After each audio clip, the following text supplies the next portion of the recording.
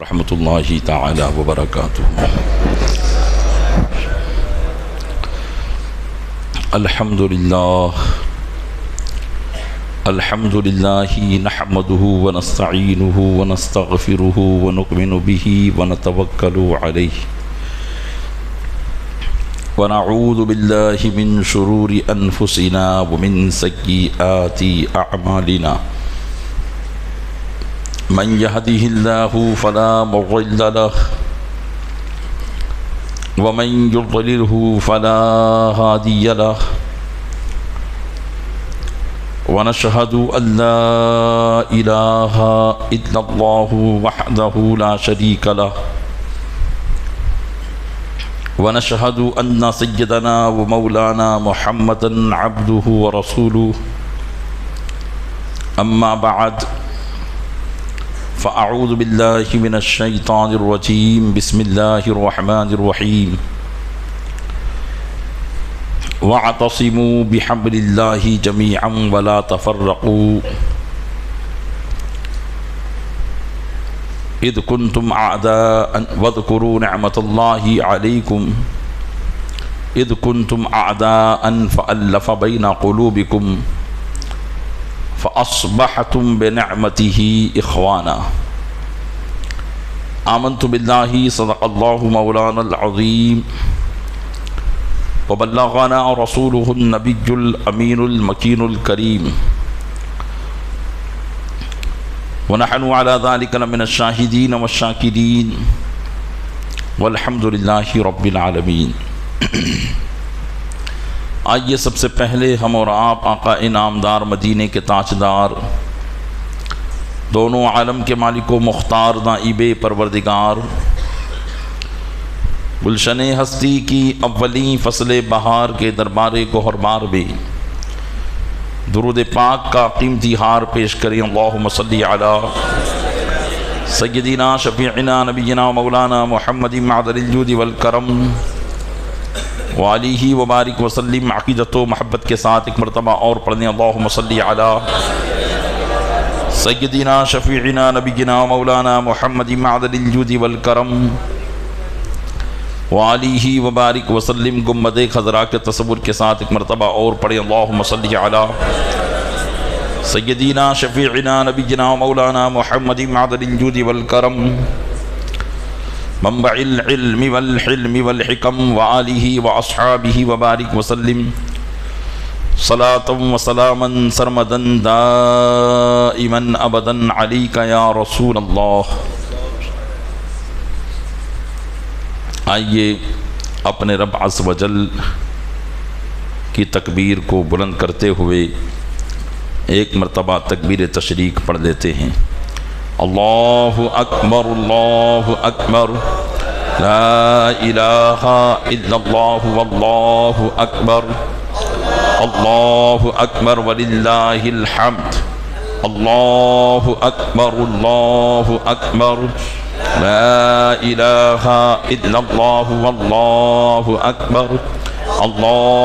اکبر وللہ الحمد۔ اللہ اکبر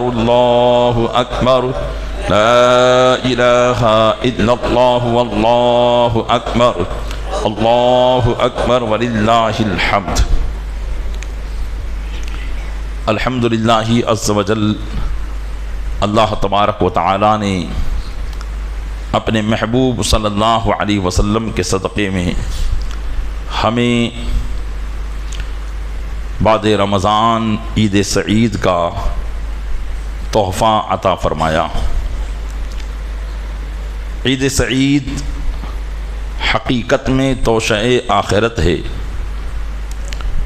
یعنی آخرت کی زاد راہ ہے کہ اگر یہ عید سعید میں اللہ تبارک و تعالی نے ہمیں اپنی عبادت و ریاضت کو قبول فرما کر ان کی جزا عطا فرما دی تو یقیناً یہ ہمارے لیے آخرت کا ایک توشہ ہو جائے گا۔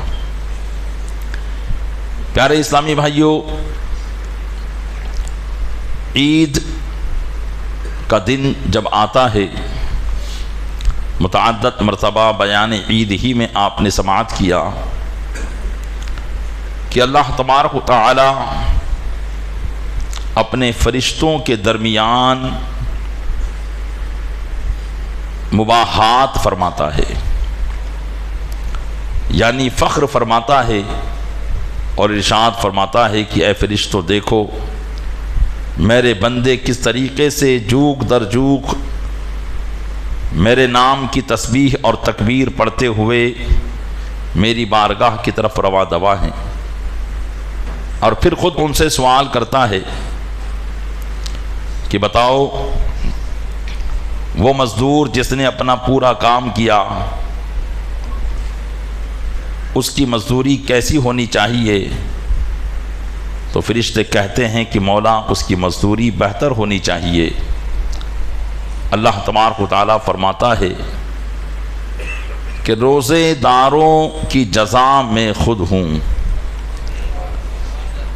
روزے داروں کی جزا میں خود ہوں، اور پھر ارشاد فرماتا ہے کہ جاؤ شہروں میں دیہاتوں میں سڑکوں اور گلیوں میں پھیل جاؤ اور میرے بندے جو میری بارگاہ کی طرف آ رہے ہیں ان سے ملاقات کرو، انہیں خوشخبری دو، اور پھر جب بندے اللہ کی بارگاہ میں آ کر نماز ادا کر واپس لوٹتے ہیں تو اللہ تبارک و تعالیٰ فرشتوں سے فرماتا ہے کہ گواہ ہو جاؤ میں نے ان سب کو بخش دیا ہے۔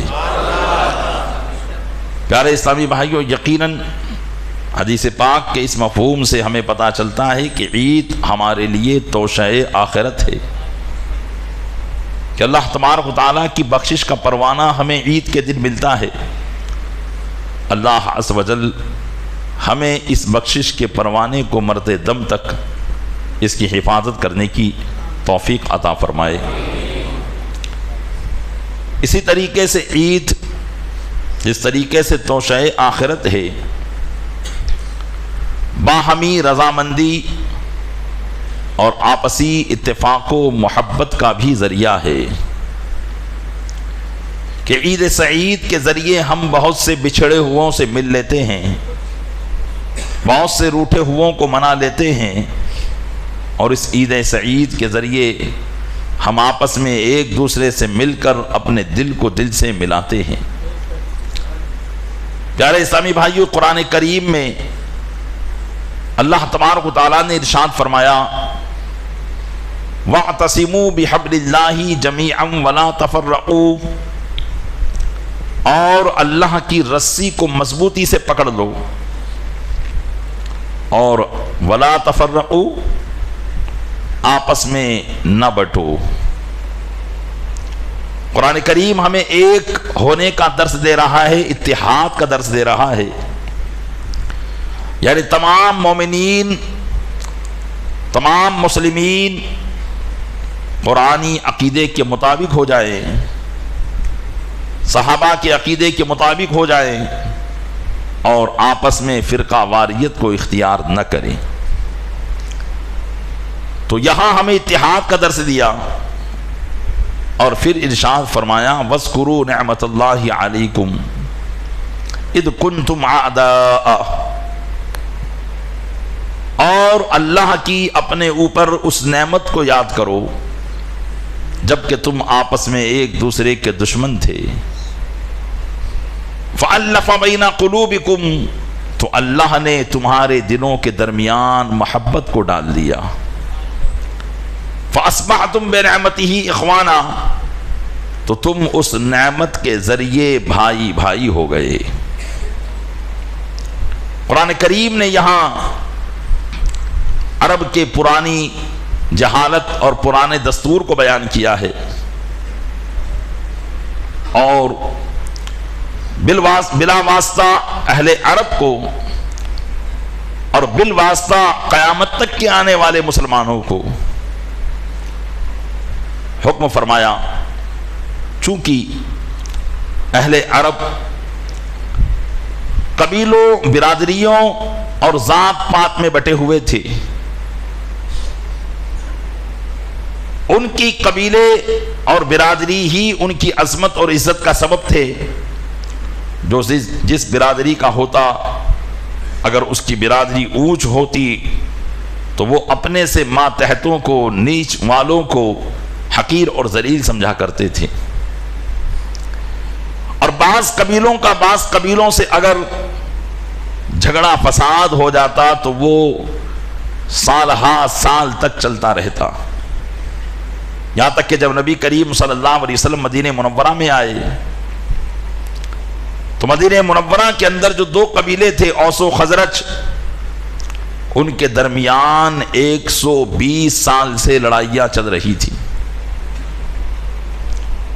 اور 120 سال میں نہ جانے کتنوں کو ان لوگوں نے قتل کر کے موت کے گھاٹ اتار دیا تھا.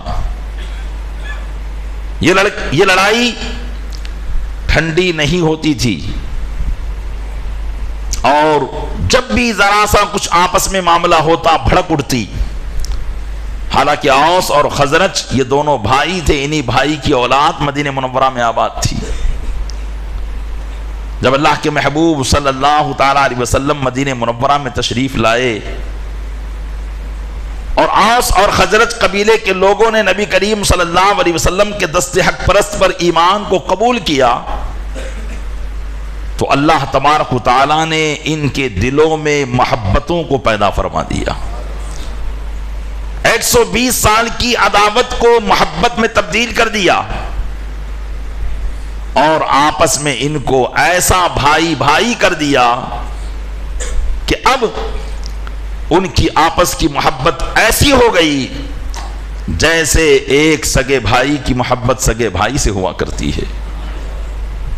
اللہ تبارک و تعالیٰ نے اسی واقعے کو یہاں ذکر کیا ہے. وَاذْكُرُوا نِعْمَةَ اللَّهِ عَلَيْكُمْ، یاد کرو اللہ کی اس نعمت کو جو اس نے تم پر فرمائی ہے. پتا چلا کہ آپسی اتفاق، آپسی اتحاد اور آپسی محبت یہ اللہ کی نعمت ہے.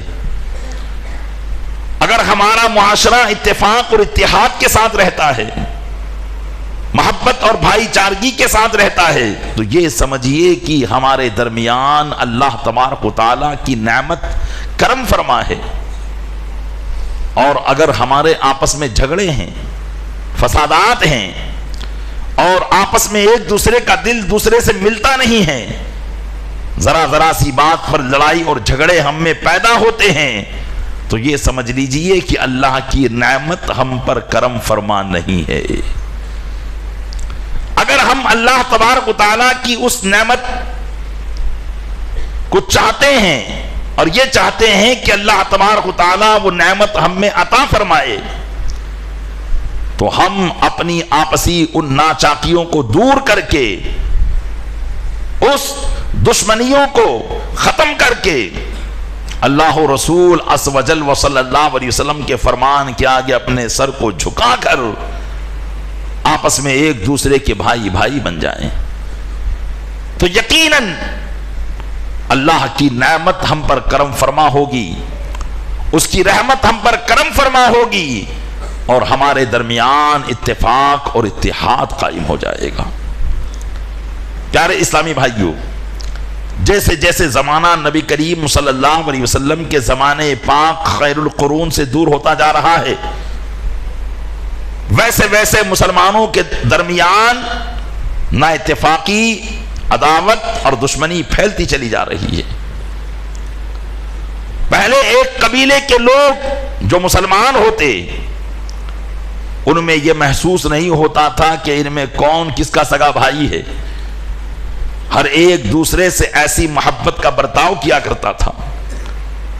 لیکن آج دو بھائیوں اور بھائی بہنوں کو دیکھ کر کبھی کبھی ایسا لگتا ہے کہ یہ ایک باپ کی اولاد نہیں ہے، ان کے آپس میں اس قدر عداوت ہوتی ہے. غور کرنے کا مقام ہے پیارے اسلامی بھائیوں کہ یقیناً ہم آپس کے اندر بے چینی اور بے سکونی کو لیے ہوئے ہیں، نا اتفاقی اور دشمنی کی وجہ سے آپس میں بے چینی کو لیے ہوئے ہیں، ایک دوسرے سے حسد، کینہ، بغض، بغاوت عام ہو چکی ہے. عید سعید ہر سال اسی لیے آتی ہے کہ ان ساری باتوں کو ختم کر کے ہم آپس میں ایک ہو جائیں۔ آپس میں محبت کے بہت سے ذریعے اللہ کے محبوب صلی اللہ علیہ وسلم نے صحابہ کرام کے درمیان قائم فرمائے۔ جب مدینہ منورہ میں تشریف لائے تو مہاجر صحابہ کو انصار صحابہ کا بھائی بنا دیا۔ ایک مہاجر صحابی، ایک انصار صحابی، دونوں کو لے کر بھائی بھائی بنا دیا اور کہا کہ تم دونوں آپس میں بھائی ہو۔ اس طریقے سے ہر صحابی کے ساتھ نبی کریم صلی اللہ علیہ وسلم نے یہ معاملہ اختیار فرمایا، اور پھر ان کی محبت کو قائم دائم رکھنے کے لیے بہت سے ایسے معاملات ان میں نافذ کر دیے تاکہ ان کی محبت ہمیشہ قائم رہے۔ جو معاملات اللہ کے محبوب صلی اللہ علیہ وسلم نے ان کے درمیان قائم کیے تھے، حالانکہ وہ ایک باپ کی اولاد نہیں تھے، ایک شہر کے رہنے والے نہیں تھے، ایک قبیلے کے لوگ نہیں تھے، ایک مکہ کے صحابی تھے، ایک مدینہ کے صحابی تھے، دونوں کو بھائی بنا دیا تھا، دونوں کے درمیان اخوت اور بھائی چارگی پیدا فرما دی تھی، اور پھر ان کی اس بھائی چارگی کو قائم رکھنے کے لیے اللہ کے محبوب صلی اللہ علیہ وسلم نے بہت سے ایسے رواج ان میں قائم کر دیے جن کا تعلق دین سے تھا۔ صحابہ کرام اس پر عمل کرتے اور ان کی بھائی چارگی قائم رہا کرتی تھی۔ آئیے ان میں سے ایک سبب آپ کی خدمت میں آج کے اس بیان میں پیش کرنے کی کوشش کرتا ہوں کہ صحابہ کرام کی آپس کی محبت کو باقی رکھنے کا جو ایک بہت بڑا ذریعہ اور بہت بڑا سبب تھا، وہ یہ تھا کہ آپس میں ایک دوسرے کو سلام کرنا، آپس میں ایک دوسرے کو سلام کرنا۔ اللہ کے محبوب صلی اللہ علیہ وسلم نے سلام کی عظمت اور سلام کی اہمیت اور سلام کی افادیت کو بیان کرتے ہوئے ارشاد فرمایا، لا تدخلوا الجنة حتى تؤمنوا ولا تؤمنوا حتى تحابوا، تم جنت میں داخل نہ ہوگے جب تک ایمان نہ لاؤ، جب تک ایمان نہ لاؤ جنت میں داخل نہ ہوگے، اور کامل مومن اس وقت تک نہ بنو گے جب تک کہ آپس میں ایک دوسرے سے خوب محبت کرنے نہ لگ جاؤ، آپس میں ایک دوسرے سے محبت کرنے نہ لگ جاؤ، اس وقت تک تم کامل مومن نہ بنو گے۔ اور پھر ارشاد فرمایا، حضرت عبداللہ بن سلام رضی اللہ تعالیٰ عنہ فرماتے ہیں کہ جب نبی کریم صلی اللہ علیہ وسلم مدینہ منورہ میں تشریف لائے اور مقام قباء میں آ کر آپ نے قیام فرمایا، اس وقت میں مذہب کے اعتبار سے یہودی تھا، مجھے لوگوں نے بتایا کہ وہ آ گئے ہیں، کیونکہ یہ لوگ انتظار کر رہے تھے اور نبی کریم صلی اللہ علیہ وسلم کا تشریف لانا سب سے زیادہ یہودیوں پر بھاری پڑ رہا تھا۔ تو حضرت عبداللہ بن سلام کہتے ہیں کہ مجھے کسی نے کہا کہ وہ آ گئے ہیں، تو انہوں نے کہا کہ میں نے سوچا جا کر دیکھوں تو صحیح کہ وہ جو آئے ہیں کیا ان کے اندر وہ نشانیاں پائی جاتی ہیں جو میں نے اپنی کتاب توریت میں پڑھی ہے۔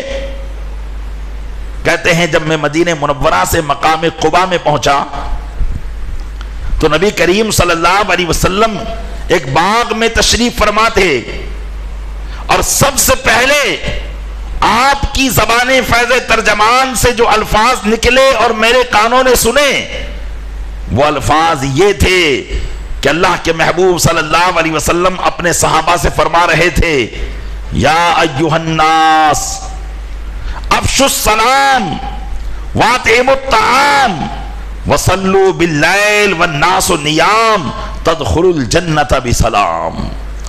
اللہ کے محبوب صلی اللہ علیہ وسلم کے وہ الفاظ جو سب سے پہلے میرے کانوں میں پڑے، حضرت عبداللہ بن سلام کہتے ہیں وہ یہ تھے کہ آپ فرما رہے تھے کہ اے لوگو، سلام کو عام کرو، سلام کو عام کرو، اور کھانا کھلاؤ، اور رات میں اس وقت نماز پڑھو جب لوگ سو رہے ہوں، تو تم سلامتی کے ساتھ جنت میں داخل ہو جاؤ گے، سلامتی کے ساتھ جنت میں داخل ہو جاؤ گے۔ اللہ کے محبوب صلی اللہ علیہ وسلم نے بھائی چارگی کے ان ذریعوں کو ارشاد فرمایا کیونکہ سلام ایک ایسی تاثیر کا تیر ہے کہ اگر دشمن بھی دشمن کو سلام کرے تو وہ سامنے والے کے دل میں محبت کو پیدا کر دیتا ہے۔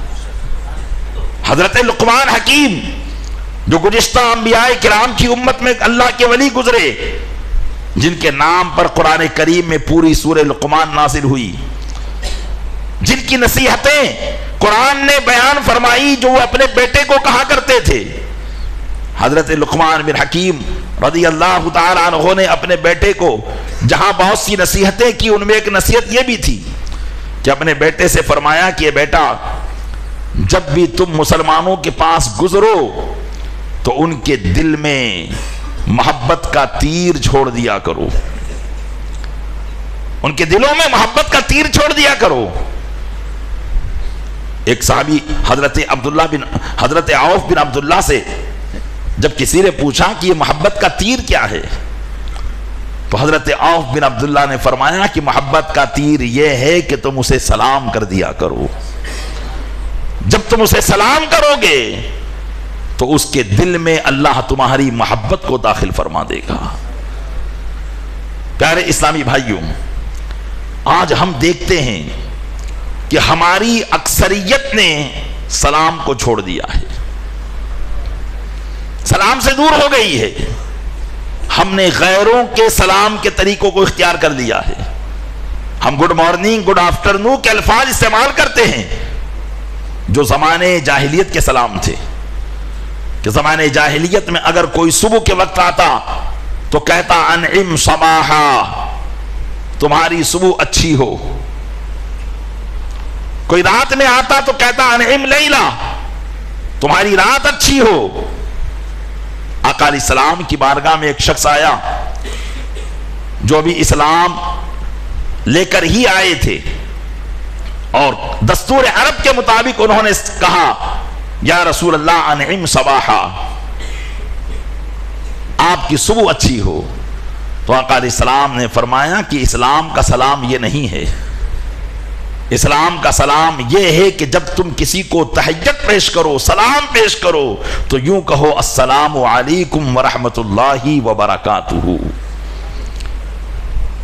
اسلام ٹیمپریری سلامتی کو نہیں دیتا، بلکہ اسلام نے وہ سلامتی اور وہ طریقہ نافذ کیا جو بندے کی جب تک وہ دنیا میں رہے اور جب دنیا سے جائے تو ہر قسم کی سلامتی کی دعا کو اسلام نافذ کرتا ہے۔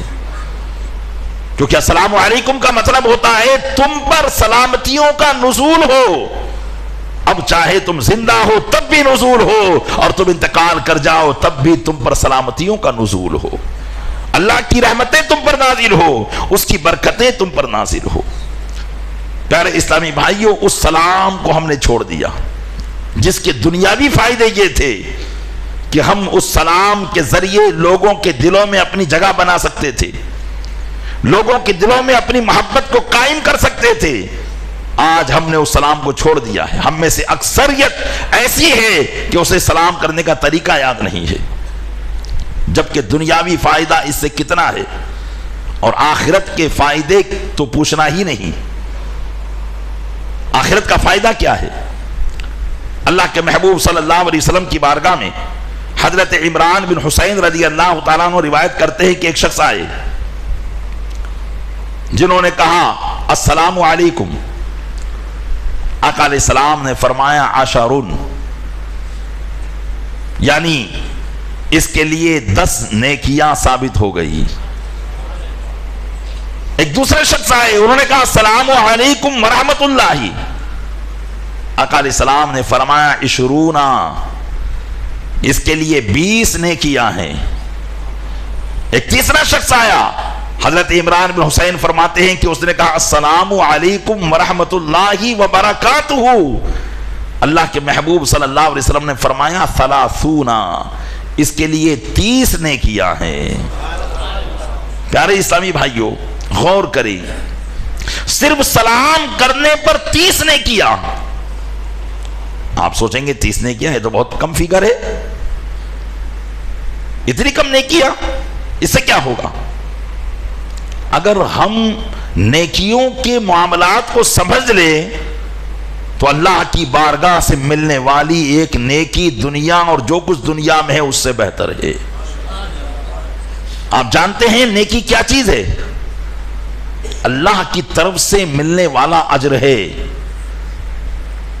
اگرچہ فیگر آپ کو کم نظر آ رہا ہے، لیکن اس فیگر کے اندر عظمت زیادہ ہے۔ جیسے اس کو ایک مثال سے سمجھیے کہ 10 روپے کے 30 نوٹ ہوں تو کتنے ہو جائیں گے؟ 300 روپیہ۔ اور اگر 5000 کا نوٹ کہیں چلتا ہو، ہمارے یہاں تو نہیں چلتا، لیکن اگر 5000 کے 30 نوٹ ہو جائیں تو کتنے ہو جائیں گے؟ 1.5 لاکھ۔ 5000 کے 30 نوٹ، فگر ایک ہی ہے۔ نوٹ جب 10 کا تھا اور 30 تھے تو 300 ہوئے، لیکن 5000 کا ایک نوٹ اور وہ 10 ہو جائے تو 1.5 لاکھ کا عدد بن جائے گا۔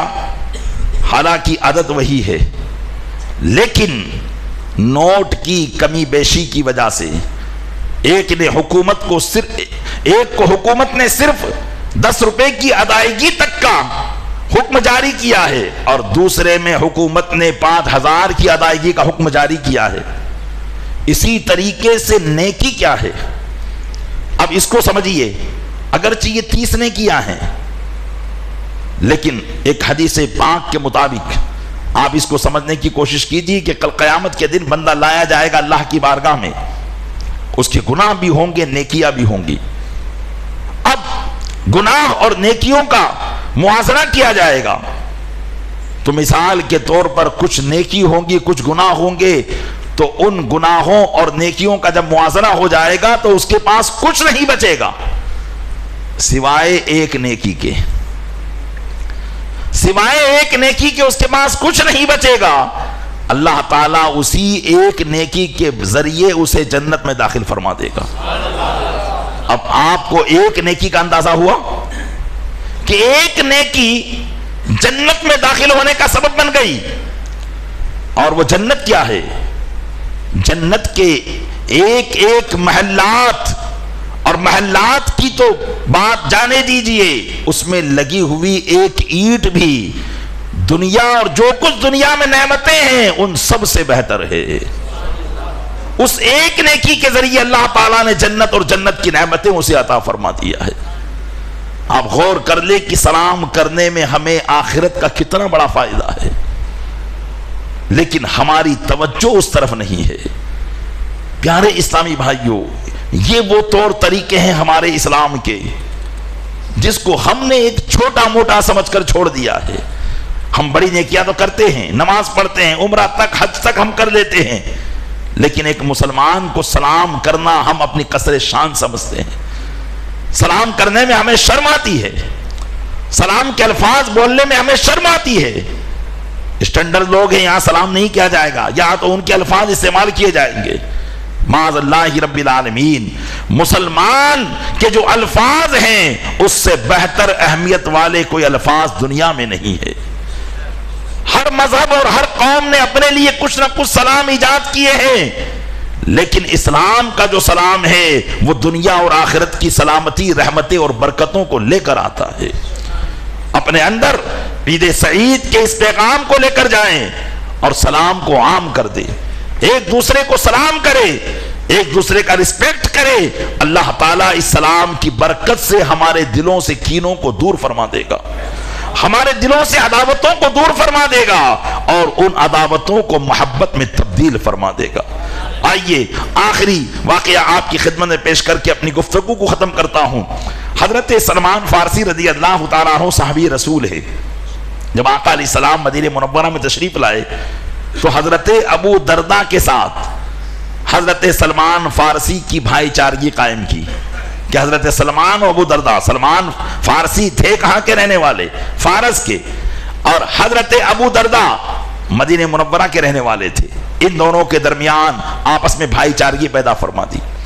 اب یہ دونوں بھائی اسلامی بھائی، نبی کریم صلی اللہ علیہ وسلم کی وصال کے بعد حضرت ابو دردہ ملک شام چلے گئے اور حضرت سلمان فارسی ملک ایران یعنی فارس چلے گئے۔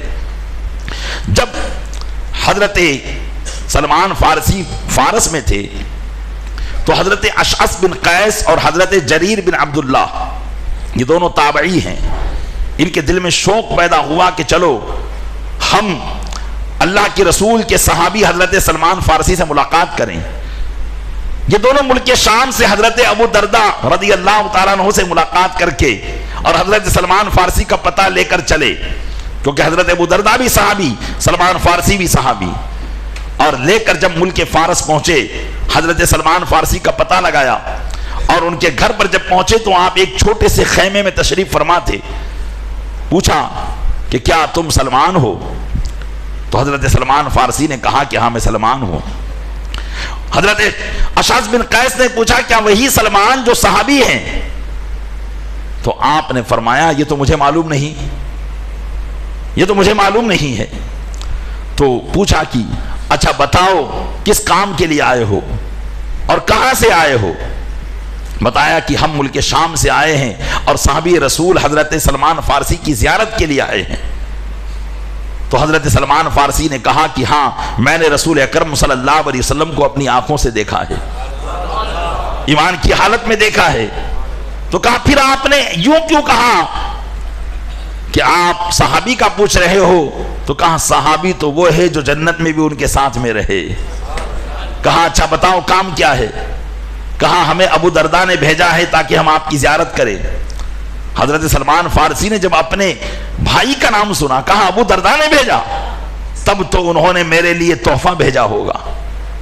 تو انہوں نے کہا ہمارے پاس تو کوئی تحفہ نہیں ہے حضور، بس انہوں نے آپ کا پتہ بتایا اور ہم آپ کی بارگاہ میں آئے۔ تو کہا ایسا ہو ہی نہیں سکتا کہ تم آؤ میرے پاس ابو درداء کو بتا کر اور میرے لیے کوئی تحفہ نہ بھیجے۔ کہا حضور ہم قسم کھانے کے لیے تیار ہیں، اگر آپ کو سامان کی ضرورت ہو تو یہ ہمارا سامان موجود ہے، آپ اس کو استعمال کریں، جیسا چاہیں یوز کریں، لیکن کوئی ایسا تحفہ انہوں نے نہیں بھیجا ہے۔ تو کہا یاد کرو کچھ نہ کچھ تو تحفہ انہوں نے بھیجا ہی ہوگا۔ تو انہیں یاد آیا کہ ہاں آتے آتے انہوں نے آپ کو سلام کہا تھا۔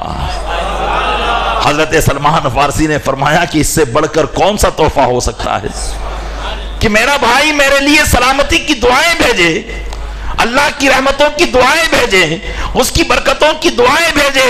یہ دنیا کی چیز تو فانی ہے، ختم ہو جائے گی، لیکن سلامتی کی دعا ایسی ہے جو دنیا میں بھی قائم رہے گی اور آخرت میں بھی قائم رہے گی۔ پیارے اسلامی بھائیوں، ان مسلمانوں نے نبی کریم صلی اللہ علیہ وسلم کے فرمانات کو اپنے دل سے ایسا لگا رکھا تھا کہ اسی دل سے لگا لینے کی وجہ سے برسوں گزر جایا کرتے تھے، لیکن ان کی بھائی چارگی ختم نہیں ہوا کرتی تھی۔ اس لیے اپنا لے اپنے آقا کے فرمان کو، عام کر دے اپنے آقا کے فرمان کو، غیروں کے طریقوں کو چھوڑ کر اسلامی شعار اور اسلامی طریقہ اپنا لیں گے، انشاءاللہ اللہ آپس کی محبت بھی پیدا فرما دے گا، ترقیاں بھی عطا فرمائے گا، اور دنیا اور آخرت بھی ہماری بہتر ہو جائے گی۔ اللہ تعالیٰ اپنے محبوب صلی اللہ علیہ وسلم کے صدقے میں ہمیں حقیقی معنوں میں ایک دوسرے سے محبت کرنے کی توفیق عطا فرمائے، محبوب صلی اللہ علیہ وسلم کے فرمانات کو عام کرنے کی توفیق عطا فرمائے۔ آمین بجاہ النبی الامین صلی اللہ علیہ وسلم۔